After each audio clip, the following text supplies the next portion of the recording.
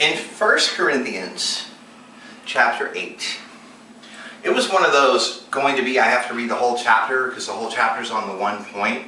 So I'm just going to paraphrase tonight to get to the part where I get to the good stuff. I read okay aloud, but I find that to be very nerve-wracking to do. Like I don't mind doing it if, well, in any other situation, but holding something and looking down and looking up and then trying to find your place back and forth is probably one of the scariest things to do in front of people. I don't know about you, but I find that really hard to do. But moving on, I'm saying that 1 Corinthians 8, Paul talks about the former, well, the current culture of the time, but the former culture that the Corinthian church had been a part of, and that was that there was a ritual of eating food that had been sacrificed or offered to idols. So if they were in some kind of worship environment, they would leave food as an offering, but sooner or later there'd be a feast where people would eat the food offered to idols as part of their sanctification weird process. And Paul was saying that, you know, we abstain from eating food offered to idols because this is confusing and stumbling to others. But why are we in an environment where we're getting served food offered to idols? But Paul had already addressed this, that you guys can eat whatever you want, but just don't eat anything offered to idols. But he was saying that some of the people were eating food that was identical or greatly similar to the types of food that had been offered to idols. And he was saying, well, there's nothing wrong with that if it causes someone to be confused by your behavior. Eat something else. Eat something else. Because everyone is sensitive and everyone's coming from all different type of backgrounds, and we're trying to create unity, and we're trying to create like-mindedness, and we're trying to have a common goal and cause. And if one person's going, hey, that Paisley's eating something weird that, you know, that probably came from that temple down the street that they offered to idols, that could be a stumbling block to someone. And he says, even though I am free, if it causes you to stumble, I will never again eat meat. I will never again eat meat. Not just abstain when you can see me, but I'll just never again do it. Now, I doubt Paul ever followed through on that, because I'm sure after he wrote it and God told him, well, that was good, that's going to be in the Bible and it's going to be there forever.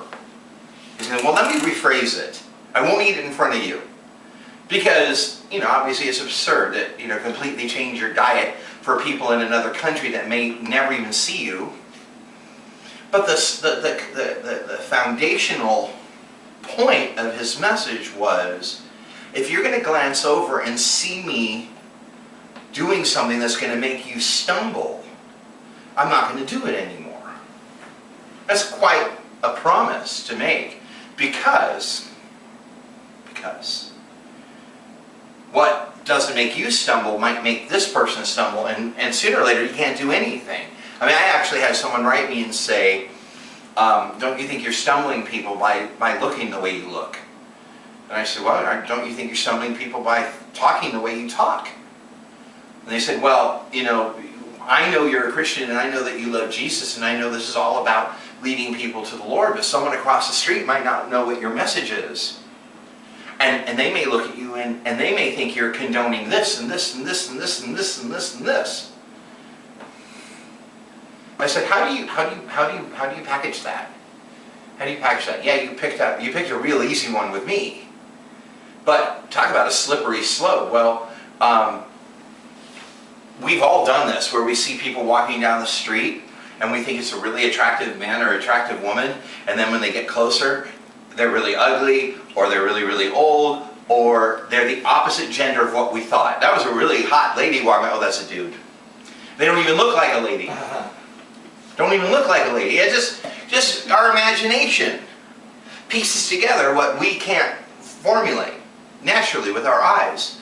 So I said, how do you package something like that? And he goes, well, what do you say to that person across the street? I say, stop staring at me, you idiot. I said, if that's a Christian, then walk over and make your case. If it's not a Christian, you know, don't get in between me and how God uses me to reach people. But it'd be very hard for me to say, I will never do this again if it makes you stumble. I think every single thing I do has the potential of making somebody stumble. I really do. But I think that's the same about everybody. But I've heard it a lot. I've heard it a lot. But I've never had anyone come to me and say, you stumbled me, by the way. I've only had people speculate that I might stumble somebody. I go, am I stumbling you? No? Well, you're stumbling me right now because I'm thinking bad thoughts. You're making my flesh want to retaliate with evil, with bad words and curses at you for talking to me in this fashion. But you're not ceasing to stumble me. And that's what I really was thinking when I read this. I go, I don't know if I've ever seen anyone actually abstain from anything just because they didn't want to stumble me. I don't think I've ever seen it in practice. I thought about it. The closest I could come to is the woman who led me to the Lord when I begged her to never talk again if I just went to church. She backed off of me from that moment on. She said, you got it. I will not bug you anymore. I got what I wanted, I won't bug you. And she changed how she handled things with me. That's the closest I've ever seen. That's awfully far back. That's awfully far back. And I don't remember anyone saying, you know what, I'm not going to eat a hamburger if that stumbles you. Now that doesn't stumble me if you eat a hamburger, by the way. It's an example. I've never seen it in practice. I've never seen it in practice.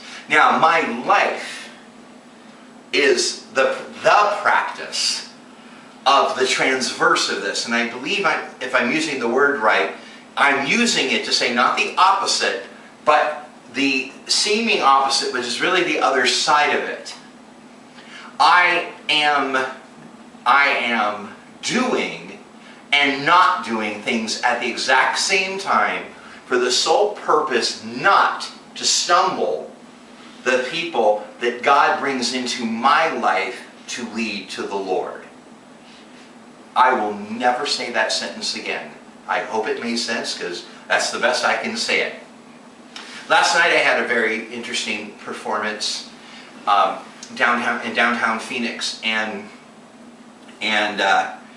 let's just get the important part out of the way. I was fabulous, and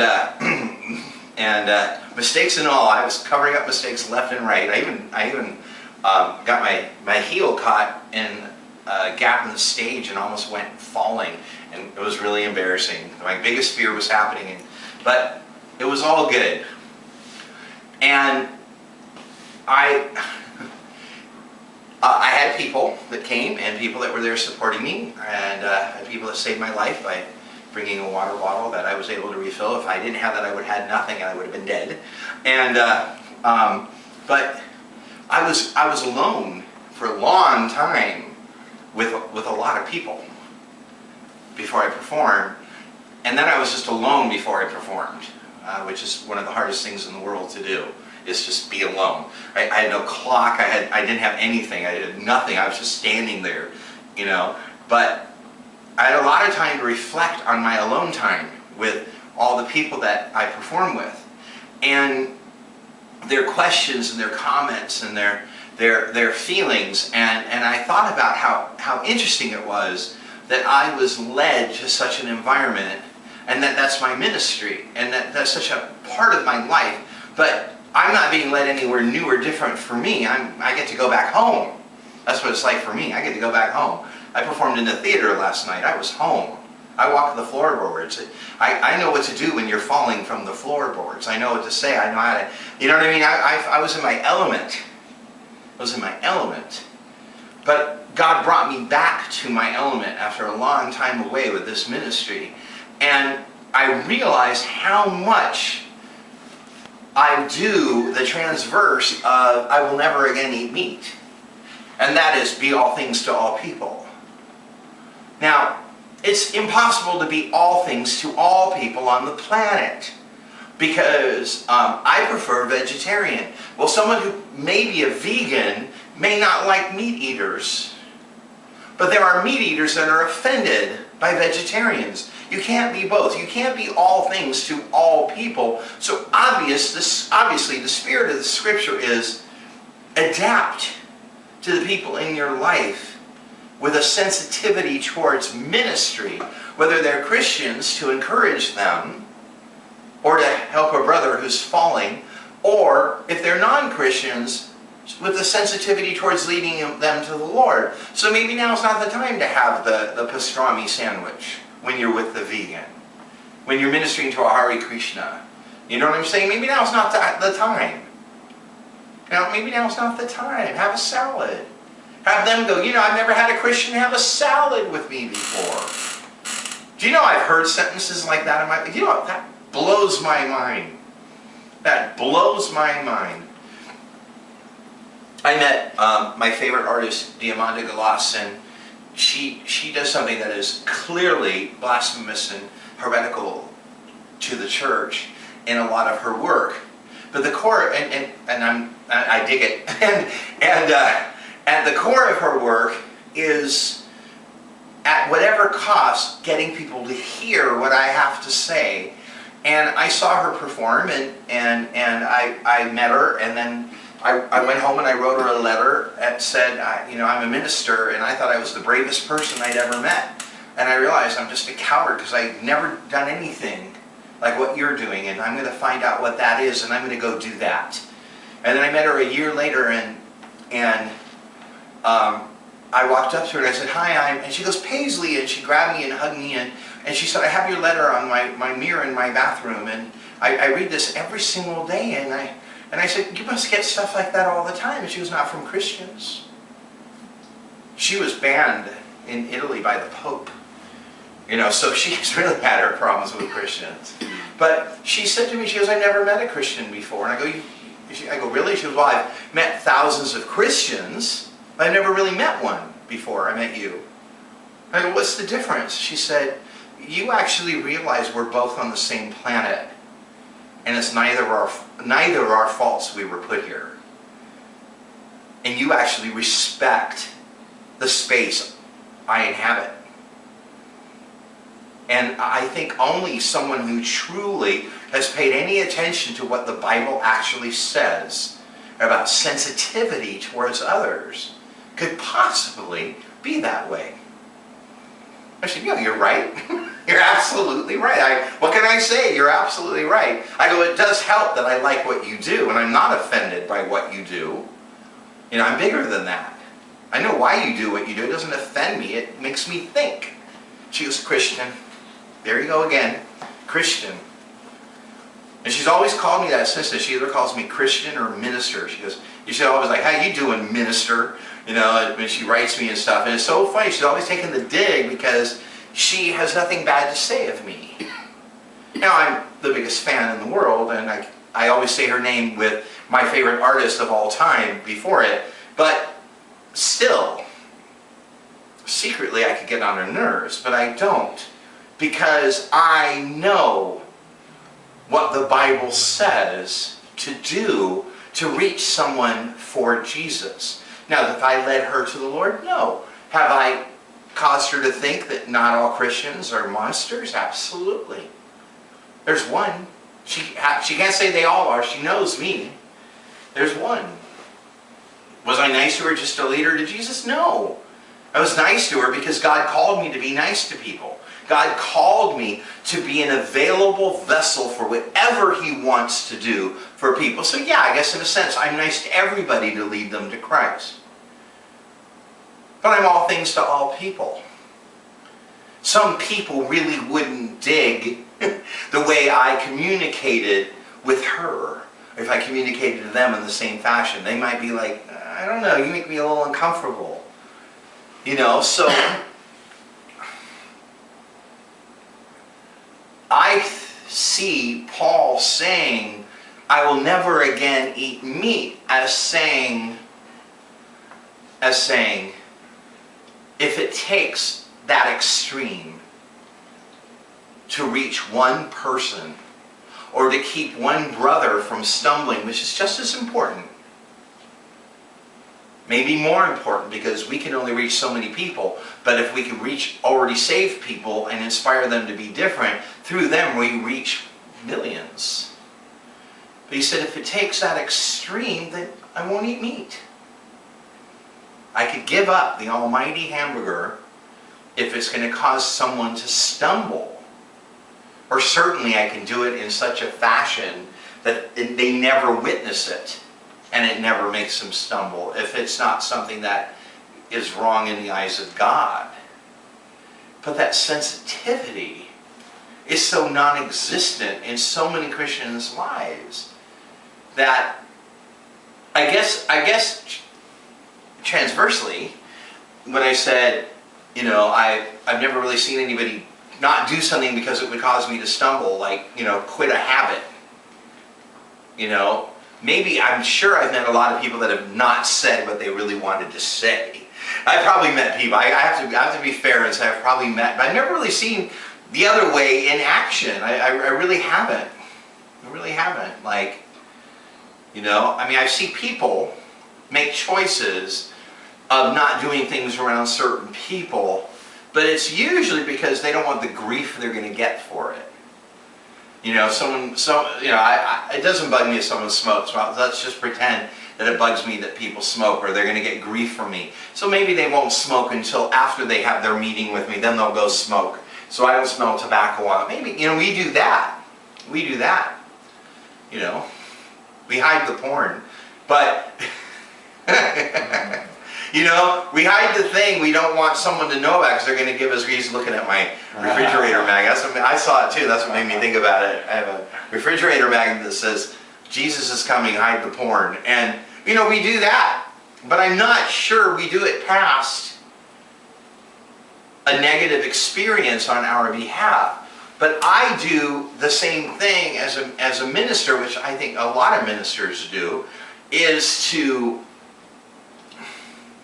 allow myself to represent in a fashion that brings safety and comfort to people I minister to.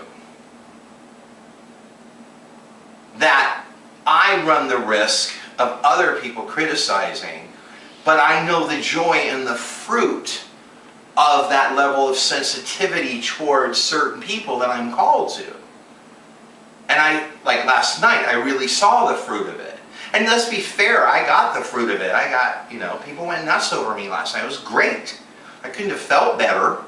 I couldn't have had a better show, for me personally. But anyone who knows me and anyone who was there with me, that was the least of my concerns last night. First off, my health was a nightmare, but aside from that, all that mattered was every second that I had to talk to anyone to make an impression, that left an impression that people might come to the Lord. And I think it's that same sensitivity of not making people stumble and creating a path to you to lead people to the Lord. I think they're the same thing, and I think Paul is saying that. I think Paul is offering practice principles that would be hard to practice permanently. But practice principles. Hey, if you're going to go over to someone's house, think about what one thing you cannot do that might confuse them or make them stumble. Don't do that. And if you do that enough, you'll be really sensitive when you go to meet with people. But on the other side of it, you'll be really sensitive to what can you do in a situation that will make someone feel safe with you. Make someone feel safe. And I see that a lot. I see Christians do not feel safe with me. I see that a lot. And yet, I saw 30, 40 non-believers that I talked to last night feel ridiculously safe with me. I watched it. It's really funny. You guys feel so safe with me. And I thought that all night. I went, this is so funny. it's like, you know, everyone was adorable. Everyone was really nice. Everyone was really sweet. And I didn't get to see any of their shows, so when I see the the finished video of it, I can't wait to see what it is I came after. But I assume it was a hilarious transition. And but everyone was so sweet and nice, and everyone wanted to talk to me, and it was very nice. It was, you know, it's like being in a petting zoo. And, you know, but I mean, it was like, I felt very comfortable and safe, and they were very safe with me, and I thought, this is very funny. These are a bunch of strangers that I may never see again, but for 1 hour, they feel completely safe in my presence. And, let's be fair, a little bit in awe. What a nice thing. Because one of them said that to me, I go, what are you talking about? I said, you know, like, well, your reputation precedes you. And I was like, wow, whatever. I go to church and I hear that, it means something completely different. But I thought about it. I went, Christians don't feel comfortable around me. They don't feel safe around me. But non-believers feel incredibly comfortable around me. Everywhere I go, non-believers feel really comfortable around me. I find it a little too comfortable, but it's nice. It's nice if my life's work is to try to lead people to Jesus. And I've always said, if I have to pick one over the other, I pick non-believers. Because, you know, I don't really, I mean, I need Christians, but I really don't to lead non-Christians to the Lord. I hope I never have to pick, right? But it is a process for Christians to warm up to me. That is a fact. That is a fact. I very rarely hear Christians say, oh, the second I was around you, I felt like I could totally trust this guy. It's like, all I ever hear is, you seem rather shifty. Well, I am shifty. I'm looking to and fro for opportunities to reach people who do not know Jesus before they die. That's a fact. And I do think like that all the time. And then we have our friendly reminders. Our friendly reminders. My cat of the last 16 years, and I've been saying this for weeks, but I still think he's actively dying now. And I'm living, it's so hard to talk about, I'm living with this. I'm living with this. And then I'm going to live through it, and then I'm going to live after it.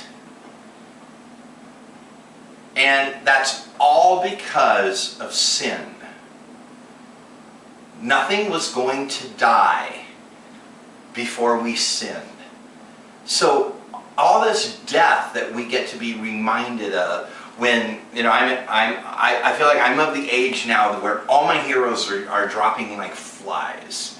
You know what I'm saying? Everything I grew up with is starting to die, and, you know, it's really very painful.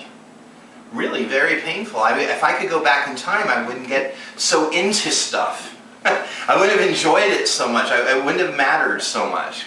Because it never dawned on me that, you know, I'm going to watch people die, you know, and I'm going to watch my heroes die.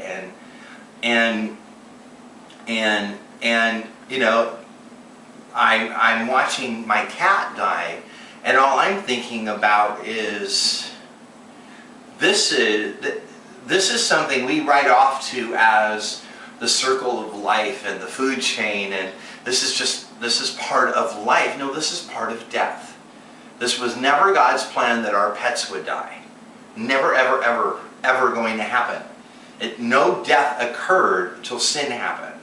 So this was never going to be our experience. And the only good it serves, and I don't think the word good is a good word there, is it sobers us to the fact that every second of every day something has crawled under a rock or a bed, or they're in hospice slowly dying. It's awful. And the only thing that makes death bearable is salvation. It's the only thing that makes death bearable. And I hate to say it, I think it's the only thing that makes life bearable. I mean, you know, I'm a pretty fun guy, and I get pretty excited over whatever I do. You know, you put food in front of me, oh my gosh, this is the best thing I ever had. You know, this is my favorite song, oh my god, this is my favorite movie, oh my gosh, oh my gosh. You know, I'm a lifer. I really am a lifer. I think that is the ultimate sign of someone who is totally convinced death is right around the corner every second, is someone who enjoys stuff too much. You know what I'm saying? Like, now that I know that I have a brain tumor, I notice the flowers. You know, if I start noticing the flowers, you know, doomsday is approaching. But seriously, I mean, but I think the only thing that makes death bearable is salvation. And I think the only thing that makes life bearable is having some solution in your mind for the fact that one day you're going to be slowly dying and the people are going to be in the other room wondering, is it going to happen right now? What an awful thing. You know, I can put my cat to sleep, but up till today, he's been up and around and friendly. And I've spent the last 3 weeks having the best time with him. But there's one thing I can't do for him and make his death make sense. Because I can't lead him to Jesus. But people do weird things about their pets. I'm not going to have taxidermy done on any of my animals. That would scare me. I'm not going to do anything. You're not going to have my kitty ashes anywhere. I do have his paw print in Play-Doh, though, that I'm going to save forever. But people do strange things. You know, they put them in pet cemeteries. They have monuments. They start charities. Well, I can do something. I can say that I won't rest until I've led enough people to Jesus to make me feel like I got over my cat dying. And I can just be as eccentric of a pet owner as anyone, you know? But I could say I have to find value in this. I have to find purpose in this. Silly to some, but I mean, I've known him longer than I've known all of you put together. You know, I've known him almost as long as most of my kids. It's a long time. And he's really nice. and he's never not once argued with me about cleaning his room. Of course, I never asked him to clean anything. But seriously, I think a profound awareness that life equals death. And death equals separation from God, were it not for salvation. I think living in that space makes it very easy to say, I prefer being a vegetarian, but if that hits all of your Eastern religion buttons and you can't trust me to talk about the gospel with you, because you think I'm a secret Buddhist or something, I mean, this is all absurd, isn't it? You know what? I will have steak tartare for you. And it wouldn't bother me one bit. Wouldn't even blink. Wouldn't even blink.